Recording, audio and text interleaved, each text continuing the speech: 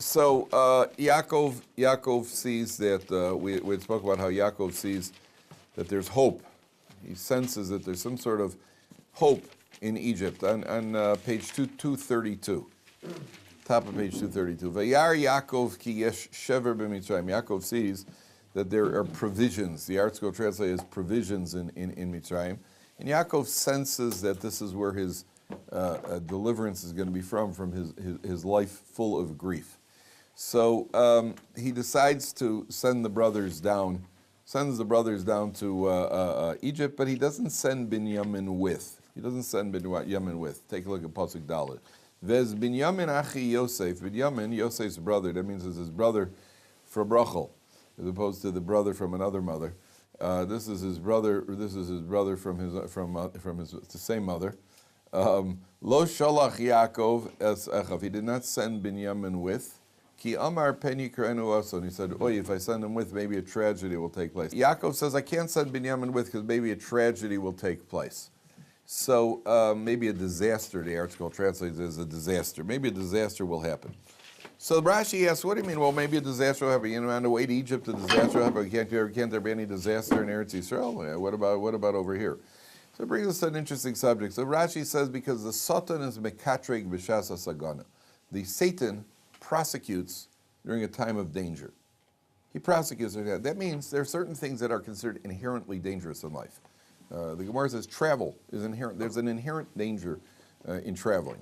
Either if someone travels by sea or travels by desert, there's the danger of highwaymen, robbers, somebody accosting him, and certainly in the ancient world where you had large patches, large stretches of uninhabited land that people traveled through, so there was lawlessness. That's why in the old days they called it the Wild West. When the Americans were settling the West, there's very little law and order. So there's an inherent danger in travel. Travel brings a danger with it. You know that the Gemara says that, the Gemara talks about different professions. The Gemara says merchants, sea merchants, for the most part are righteous. Interesting. Sea merchants. You know, we don't think of that. We think about you drunken guys, you know, while they're raising the masts. You know, it says that merchants are saponim ruban chasidim. Most of them are chasidim. Chasidim doesn't mean they wear strimals. They would blow off into the sea. Chasidim means pious. The saponim, for the most part, are pious. Do you know why? What's the danger? The sea. They're off at sea. So they're always praying. They're very connected to God. That's what the Gemara says. It's not me saying it. It's not a joke. The Gemara says you're off at sea. Also, there's a storm at sea.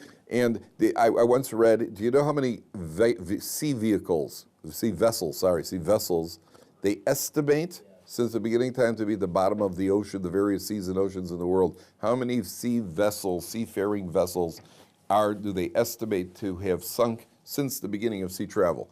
I think a wild guess. Like 1 million. 3 million. 3 million. When was the beginning? I guess since Adam Harishon. I'm not sure who the first sea traveler was. It wasn't Columbus. They were traveling before Columbus. But they estimate 3 million. Okay, that may include, canoes out in the island somewhere. But they're a massive amount because it was a dangerous profession. The sea it gets stormy, and people are lost at sea. There are shipwrecks all the time, that sort of thing. So when a person's in a situation of danger, there's a special prosecution against them. It means if he in a normal circumstance, he's safe, he's at home, then there's one sort of way that God relates to him a certain way, for lack of a better term. When he puts himself in a situation of danger, so then a special key trick. Now, we are not allowed to put ourselves in danger for no reason. A person is certainly not allowed to put himself in a state of foolish state of danger, just for the sake of danger, where the halacha prohibits dangerous activities. The halacha says you're not allowed to do something which carries an imminent life threat or an imminent danger of serious injury. There are halachic authorities who say that downhill skiing is prohibited because of the danger of imminent death, which happens or breaking. I don't say everybody agrees with that, but I'm just telling you where this could certainly automobile racing. Auto racing or anything that carries an imminent danger, at least a percentage, a reasonable percentage of death or serious injury would be prohibited according to halacha. There is an exception that a person is allowed to do something for the sake of parnasa. For the sake of parnasa, a person is allowed to engage in an activity which I wouldn't call dangerous as much as it carries an element of danger if one is not careful. So, for example, can you become an electrician or a lineman? You know, the guys who work a lineman, I don't mean a football lineman. That's really dangerous. I'm talking about being an electric lineman, you know, where you're working on lines with high voltage electricity.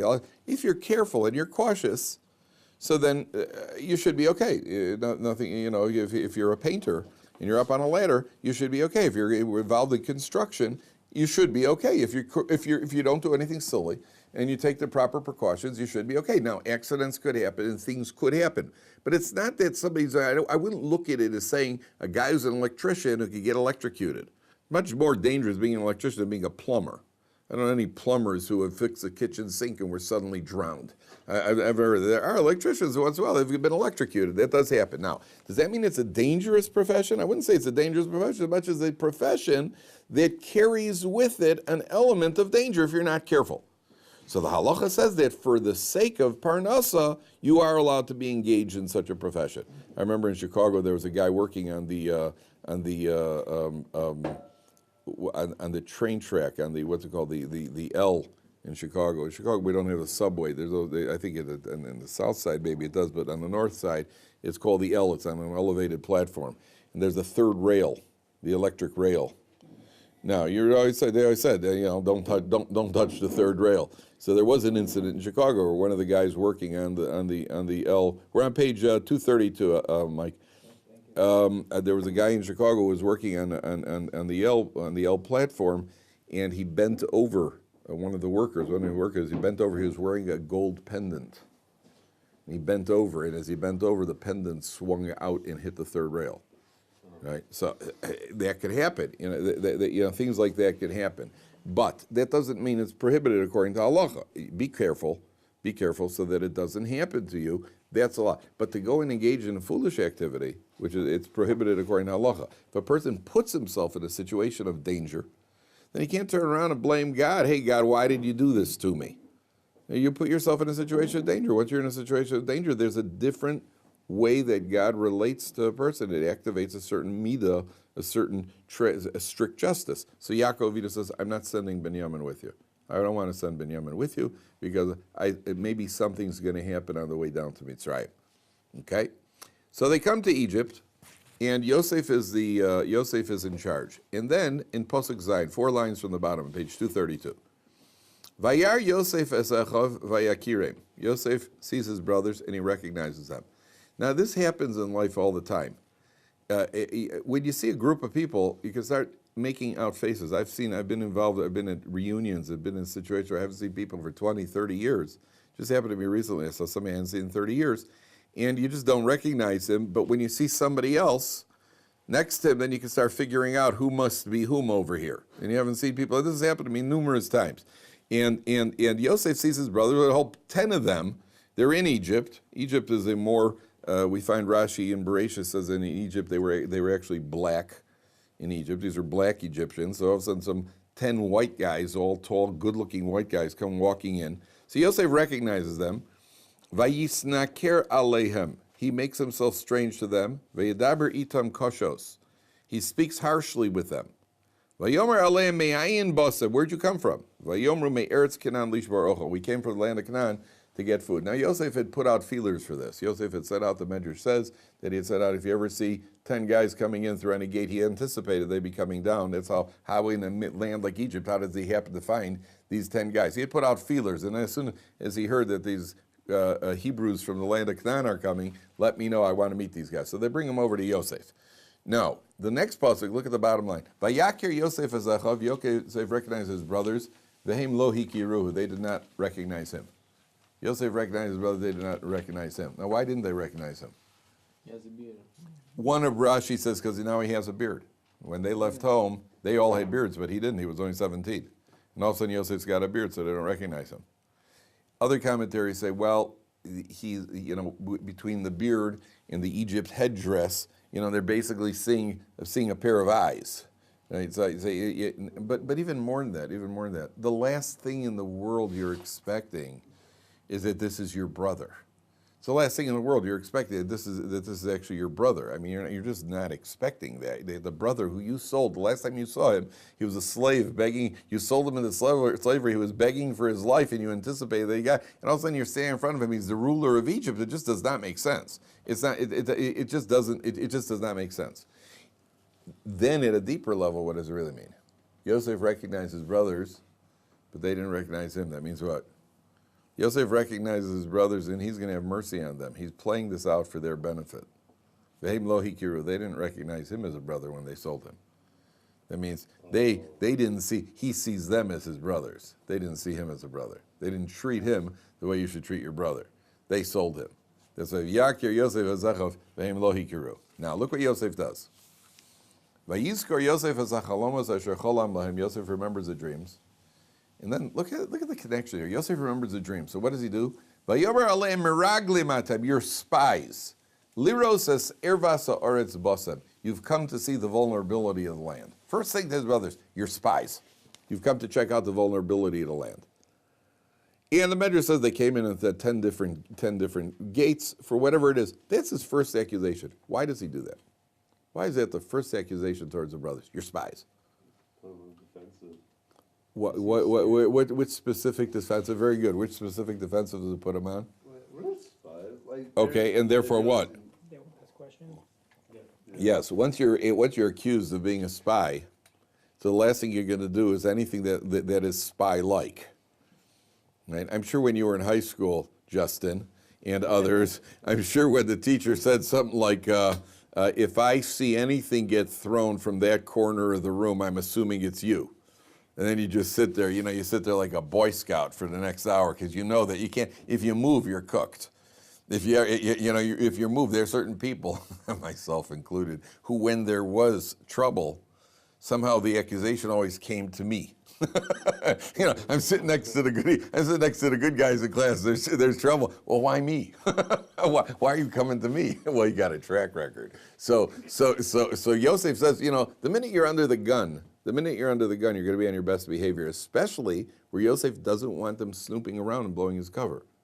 And so what's going to happen is they're going to go over to some guy and say, hey, how long has this guy been the ruler over here? All they got to do, the guy say, hey, by the way, ruler, they've been asking about you. Oh, I said you're spies. You see, that pulls the rug out from under the car, under their feet right away. Now, I'll tell you, an incredible medrash. The medrash says, what does the word erva really mean? What does the word erva mean, literally? Erva. Erva, have you ever heard the idea? Erva means nakedness. So when it says they came to see the nakedness of the land, when a person's naked, that means he's vulnerable. So the Torah uses that as vulnerable. He says, you're spies. How does the article go? To see the land's nakedness, you have come. What does that mean? Vulnerabilities, right? Why does he use the word nakedness? So one idea here is, there's one idea that all the commentators say is that at a deeper level, you had two major sins. You have the sin of idol worship and the sin of immorality. The source, or the root of all immorality in the world was Egypt. It was an incredibly immoral country, and therefore it's called Ervas Haaretz. It's the nakedness of the land. It's the nakedness of the earth. Egypt was a land of immorality. That doesn't mean it was the only place of immorality. Egypt was, let's say, the San Francisco of the day. Right? It's the source of it's the Amsterdam of the day. It's the source of immorality in the world. It's the root of immorality. Idol worship. Which land is the land of the root of idol worship? Is the land of Canaan. Now, there was immorality in Canaan and there was idol worship in Egypt. But the one that's really the power source of this energy in the world, Egypt is the power source of immorality. Canaan is the power source of idol worship. You want to hear something? The word Canaan, the word land of Canaan, which is we're in Eretz Canaan. Where does that land of Canaan mean? There's no accent. Canaan is one of the sons of, he's a grandson of Noach. But what does that mean, Eretz Canaan? The Hebrew word Canaan is related to the Hebrew word Hachna'ah. It's the same root, Nun Ayin. Hachna'ah, Kina'an, Hachna'ah, Chof Nun Ayin is the root. Hachna'ah means submission.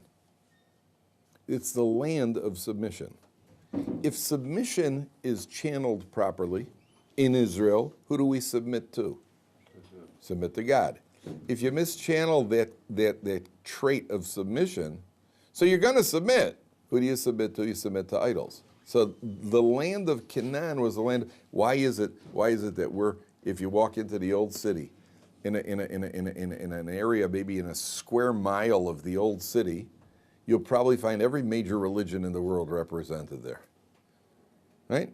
Islam, Judaism, Christianity. You got a Russian Orthodox, you got Greek Orthodox, you got Roman Catholic, you got what do you call the Armenians? Every religion in the world. There's no coincidence that you get all these religions somehow gravitate to Jerusalem. They gravitate to the land of Canaan. It's a land that lends itself to submission.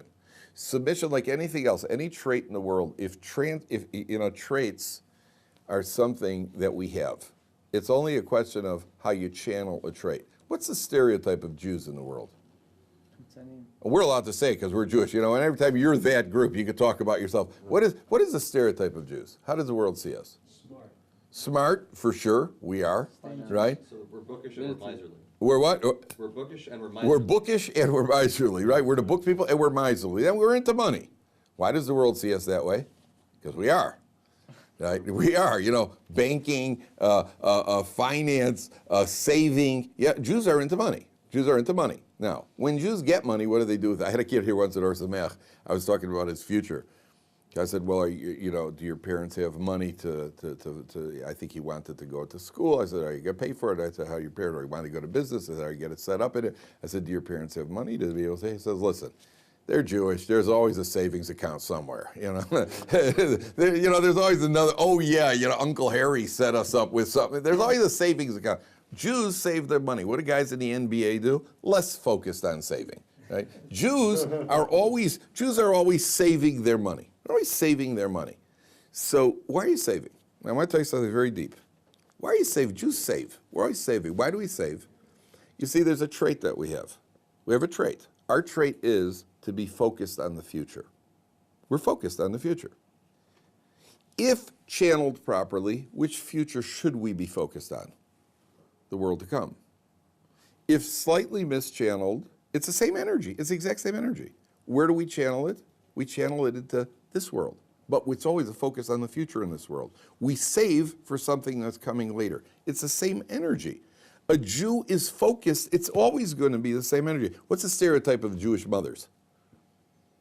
Go ahead, you could say it.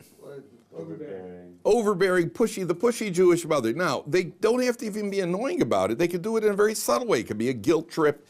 But very few Jewish mothers push their sons to be truck drivers. You ever notice that? You're going to be a truck driver one day. It doesn't work that way. It's usually either a professional of some way. Is that true? You're going to be either a dentist or a doctor or a lawyer, b'diavad, an engineer or an accountant, and no way a truck driver. That is the Jewish mother. No, that's an energy that she has. There's an energy. You hear that story. This Jewish woman is walking with her two kids. Little kids. She says, guy sees her, says, hi, ma'am, how old are your children? She says, well, the lawyer's 5, the doctor's 3. That's the Jewish mother. There's no question about it. Now, what is that energy really meant to be used for? It's meant to push. Jewish mothers are going to, one way or another, they're going to push. They're going to push. Since the time of Sarai Menu, they're going to push. They're meant to push their menfolk into achieving in the spiritual realm. Torah, become a Talmud Chacham, study Torah, do mitzvahs, get up for minyan. They're meant to push.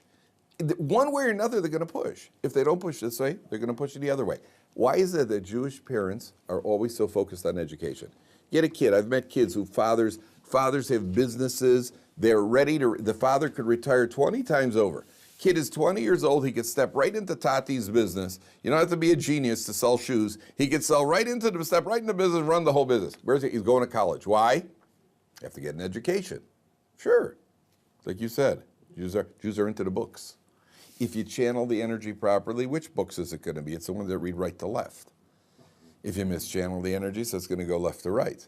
Doesn't mean you shouldn't get an education. It doesn't mean that sometimes you don't need college for the sake of getting a degree. You don't need college for the education, though. We have an education. We know what our education is meant to be. It's always going to be the same energy. It's going to come out one way or another. It's going to come out. Okay? So the energy in Eretz Yisrael is the energy of hachna'ah, submission. One way or another in Israel, you're going to submit. Why is it? It's no coincidence the Baal Tshuva movement began in Israel, didn't begin anywhere else. Why did it begin in Israel? After the 73 war, after the Baal Tshuva, Jews were coming back to their roots in Israel long before and much longer. Then it caught on and it spread to outside. The outreach organization began. Why did it begin in Israel with such a rush? It's a land that lends itself to submission. It's a land that lends itself to purpose and searching. That's the land of Canaan. Egypt is called Ervasa Arts. It's the land of immorality. Yosef says, Liroses Ervasa Arts Basad. Now, listen to this. This is really magnificent. There's a medrash that says the brothers came down to Egypt and they were planning. They had regretted what they did. They're planning on finding Yosef, and it even says they came down to kill or be killed, but one way or another, we're taking Yosef out of here. We're going to do everything. If it means dying, we're going to die for the cause of getting Yosef out. They sent Yosef off. Good-looking boy, beautiful, beautiful boy. Mrs. Potiphar has a crush on him. Everybody, beautiful guy. So they come to Egypt. Where do you think a guy like that would probably, if he's still alive, where would he end up? Well, that in a brothel, right? Exactly. The Medrash says they actually went to the red light district. They went searching in the red light district for Yosef. And that's where they were found. That's where they were found. Now, do you know, according to in world history, where did spies often go? You know anything about French history? Where did spies? Like the bar, They would go to the brothels because they figured they would get information from the ladies because the ladies were involved with them. Sometimes the ladies served as spies, and they would go to the red light district because sometimes high government officials who spend time with the workers, the customers, sometimes gave over government secrets. So a spy would go over and speak to the ladies and maybe pay them whatever it was in order to get the information. So now listen to how this works out so nicely. Yosef says to the brothers, "You're spies, and I can prove it to you. Liros aservas basem. You came to see the nakedness of the land. You got caught in a red light district. What were you doing there? You were doing it because you're spies. That's where spies go all the time. That's what Yosef's underlying it. No, that wasn't our purpose. No. And now he pulls the rug out from under them. Now they can't go around asking questions anymore. Now, Yosef plays out this entire thing. What is the entire purpose? What's the entire purpose of this entire charade? What does Yosef want to do? He wants to create a situation where there's going to be a fulfillment of the dreams. So, but more than that, what does Yosef want them to do? Yosef wants to hear on their part there's regret. There's remorse for what they've done. Yosef says, listen, you're not leaving until you bring your younger brother down here. And then he says the following. This is Pasuk 16. 9 lines from the bottom. 8 lines from the bottom. Shilchu bichkem echad, send one home. V'yikach es achichem, and he'll bring your brother. Ve'atem he'asru, the rest of you will be in prison. You'll be kept in prison here. V'yibachanu divrechem ha'emes itchem. You're telling me the story, you got a younger brother at home? Let's see if you're telling the truth. So send one brother home, the rest of you are going into prison. I'm locking you up till he comes back. V'im lo, if not, chai paro kibragim them. Then chai paro, by the life of Paro, I swear you are spies. Now, go down to verse 19, and then what does Yosef say? Im kenim atem, if you are truthful, achichem echad ye'aser b'tzivashmachem. One of you will be locked up. Keep him as, what's it called? Not ransom. What's it called? Collateral. I'll keep one of his collateral. Ve'atem lechu aviu shever avon batechem. What's it called? There's another word when you take a hostage. I'll take one of them hostage, and the rest of you go home. So what does Yosef do within 3 psukim? He changes from, you'll all be locked up and one will go home. And he says, you know what? One of you will be locked up, all of you go home. Why did Yosef do that? How would Yosef do that? Think to yourself, you're Yosef. Why did Yosef do that? Trying to make it easier for the brothers. What's he trying to do? Trying to show them. Feed the father. Convince the father, all of them. Yeah, but they all convince the father. Okay, could be. Okay, Yosef, very good. Yosef, the commentaries say, you see, Yosef wants to show them, you could admit, you could change your mind in life. You could admit you made a mistake. You know, I thought that I would lock up all of you. You know, even I, who am an emperor, I'm a king, I'm a viceroy in Egypt. I can make a mistake. I'm not infallible. I thought that was a good idea. I changed my mind. I'll only keep one of you here. This is all to soften them up, to get to a point where they'll be able to then admit, oh, you know what? Maybe we shouldn't have done that. So Yosef sends them off, and on the way home, he fills their. He does this whole thing to frame them. The what do you call it? He puts their money. He puts their money in their sacks. Now this is a very interesting insight in human nature. One of the commentaries says like this on page 236.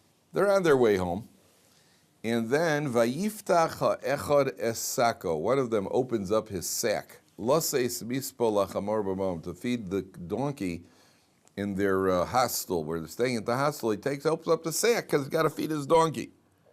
Vayares kaspo v'inei b'fiam tachto. His money is in the top of his money is in the sack. He's got his money. He paid for it. Now his money's back in the sack. Vayomer Alechov. He says to his brothers, Hushav kaspi. My money's been given back. V'gam hineba amtachti. It's in my sack. They know they didn't take it. This is obviously a frame up. Vayetze libam vayecherdu isha lochiv. They become afraid. Lamor, mazos asaylo kimono. What has God done to us? What is God doing to us? So they're nervous. And then they go home and open up their sacks and they see even more. Everybody's got their money back. I mean, gentlemen, what would your reaction be if you bought a product, if you bought a new washing machine and you took it home, and when you opened up the box, you saw that all the cash you paid for it was back in the washing machine? You made a mistake. I mean, my first reaction is, oh, good. Money makes me smile. My first is, oh, good. Maybe I'd give it back. Maybe I wouldn't give it back. I'd start thinking about what the halacha says. Do I have to give it back? Am I obligated to give it? Okay, it could be. But first thing is, hey, money. Hey, money. So the brother said, you know what? We got our money. Something good happened. Uh-oh. And our reaction in life is when something good happens, yeah, something good, yeah. And how do you know it's good for you? There's a verse that says, Osher shomer lebalav l'ra'oso. Wealth can be maintained for a wealthy man for his downfall. I know two cases of two wealthy men, probably more. One in Chicago, one in Mexico, two very wealthy Jews. One had a private plane, one was in a private helicopter, and both of them were killed in their vehicles. One of the wealthiest man in Mexico, wealthiest from man in Mexico, was killed with his wife and a son and a daughter-in-law in a helicopter. And a man in Chicago who was a wealthy man, he had a private plane. He was killed with 3 grandchildren in a plane. A friend of our family's from years ago. And I remember thinking, how do you know that what the blessing that you got is so good for you? Maybe this is the blessing that's going to destroy you. You know how many people I know got divorced because they made a lot of money? People who were happy people, they ended up getting divorced. They made a lot of money. They just freaked out because of the money. The husband's usually the husband's fault. Almost always the husband's fault. He got all the money, just didn't know how to handle it. It just ruined him. Fred, do you remember Freddie Prinze? Do you remember Fred? Do you ever hear Freddie Prinze or Chico and the Man on TV? Freddie Prinze was arguing Chico and the Man. That was back in the 70s. Freddie Prinze was arguably the funniest guy that I've ever seen on TV, other than Robin Williams, as far as improv. Freddie Prinze was 21 years old. He was good looking. He was on the Tonight Show. He had his own show. He was doing great. Then one day, Freddie Prinze committed suicide, and he left the suicide note. The note said, "I couldn't handle it." That became a catchphrase among me and my friends when we were earning minimum wage, working a job, loading boxes on a truck. We'd look at each other and say, I couldn't handle it. Right? And everybody says, bring it. I'll handle it.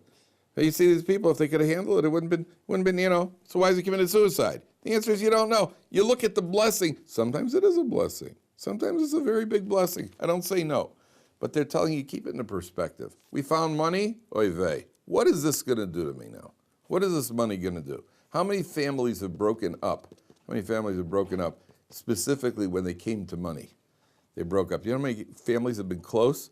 The father, the patriarch of the family dies, and then the inheritance fights, and people stop talking to each other for the rest of their life. You know how often that happens? Because something good happened. How are we going to divide up the pie? Do you know my mother-in-law and I once in Columbus, we were in Ohio, we were staying in Columbus, and they had the Ohio State lottery. They had like that Powerball. So I think it was about $80 million. So my mother-in-law and I decided we're going to go buy a ticket together. Right? We made sure my wife didn't find out because she wouldn't let us buy a ticket. So she said, okay, David, you go out and buy a ticket. When my wife was around, she said, go out and buy us a ticket. We'll split it.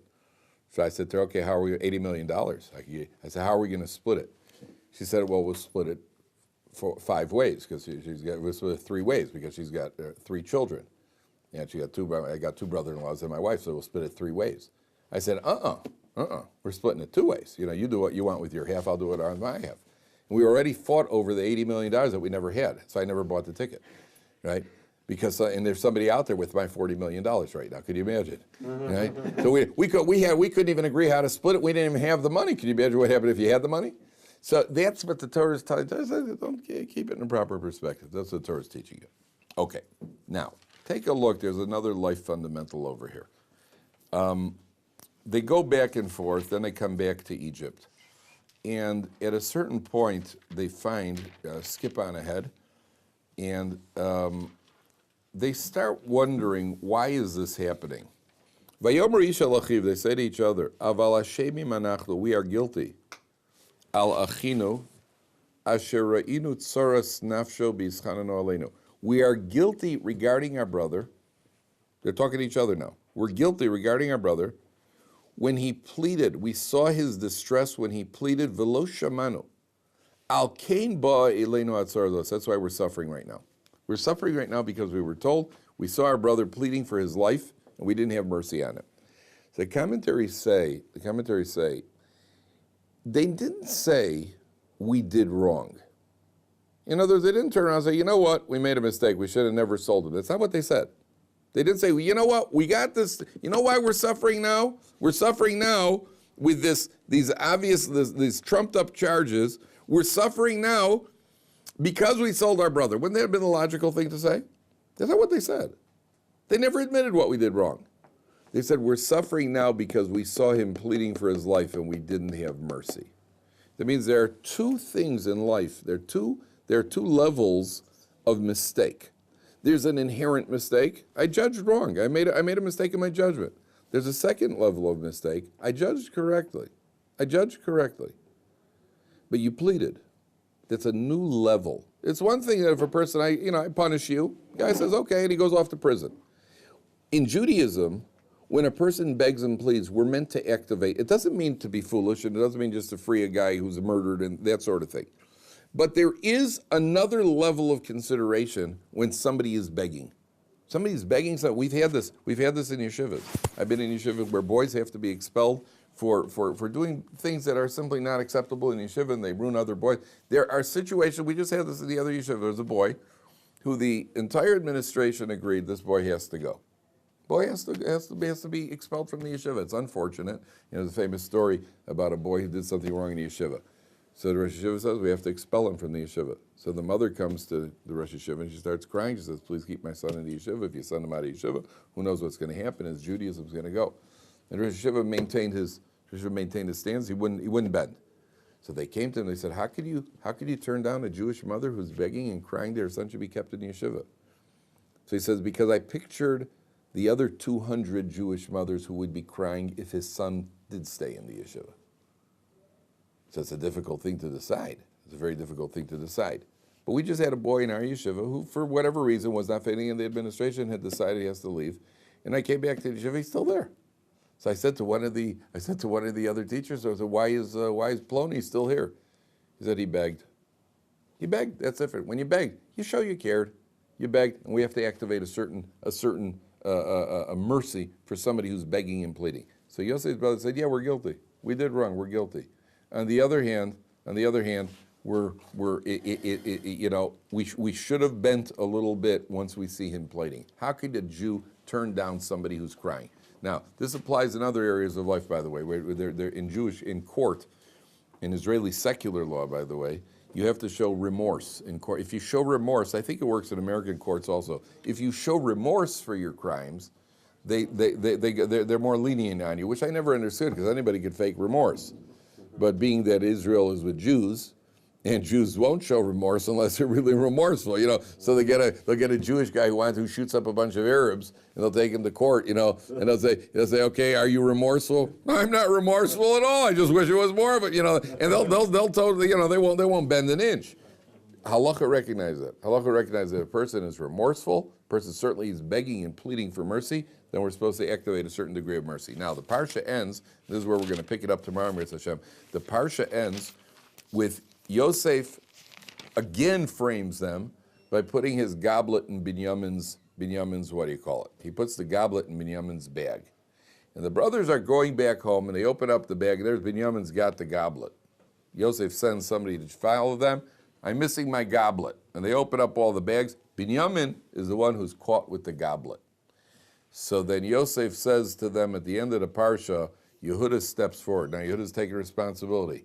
Yehuda steps forward and Yehuda says, listen, you're right, we should all stay here and be slaves. You caught us. And Yehuda's line when he says, Yehuda's line is, listen, the law is if you catch one guy with illegal contraband, catch one thief with something that he stole, everybody in the room is guilty. There's a law. If you're in the same room as the guy who stole or the same car, so this guy has a car who's got drugs, and you're in the car with the guy who's got drugs, you're down also. You're part of the group. So Yehuda says, you're right, you caught us, you caught the whole bunch of us, you caught one of us with the stolen contraband, it was a group of 10 people, the whole bunch of us should go to jail. So what does Yosef say? Yosef says, no. Look at the last line, page 248. Page 248, Yosef says, Vayomer chalila li me'asasa, heaven forbid. I couldn't do that. Ha'isha asher nimtza gavia biyado, the man who's got the what do you call it, the goblet, hu yeli evet, he'll be my slave. V'atem alu l'shalom elavichem, you go home in peace. That's how the Parsha ends. We'll pick it up tomorrow with what triggers off Yehuda at this point, why Yehuda steps forward.